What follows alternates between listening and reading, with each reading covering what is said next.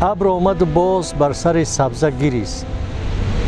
бебодаи хушранг намебояд зист. ин сабза ки имрӯз тамошогаи мост, то сабзаи хоки мо тамошогаи кист. хуб май яке аз образҳои барҷаста дар адабиёти классики мо мебошад. вале агар ин баҳсро матраҳ кунанд ки ин кадом май аст, ин баҳси илмӣ нахоҳад буд.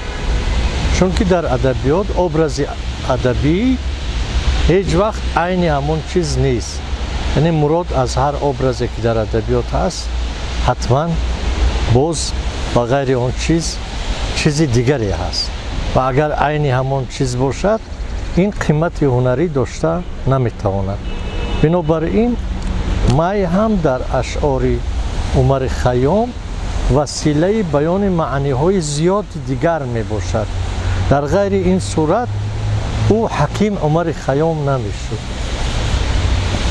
ва мутарҷими ашъори Хайём, мутарҷими бисёр муваффақ ва машҳури ашъори Хайём, Владимир Державин, адиби рус, адиби классики рус, мегӯяд ки ҷоми Хайём ҳамон ҷоми ҷаҳоннамои ҷамшед аст ва майи Хайём ин майи маърифат аст.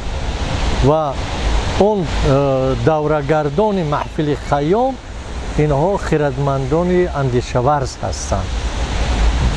яъне шинохти ин адиби бузурги рус, шинохти Фицҷералд ҳам ҳамин тавр аст. ҳатто Фицҷералдро ки ба англисӣ Хайёмро тарҷума кардааст, то андозаи эрод гирифтаанд ки Хайёмро бисёр аз ҳад зиёд зоҳид ва тақводор муаррифӣ кардааст.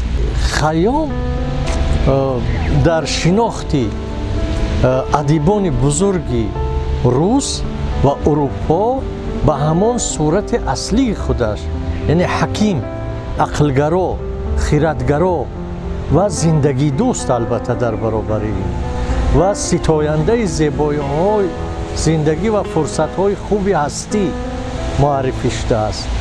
ман баъзан ба шӯхӣ мегӯям ки урупоиҳо ва русҳо аз Хайём ҳикмати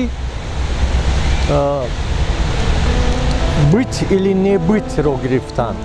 мисли ҳамун Шекспир, бит или не бит, ҳастӣ ё адамро гирифтанд. ва мо ҳанӯз бар сари Хайём баҳси пит или не питро гарм медорем. яъне шинохти онҳо мутаассифона ин тавр аст ки барои мо албатта нисбат ба шинохти мо як миқдор ҷомеътар ва олимонатар будааст.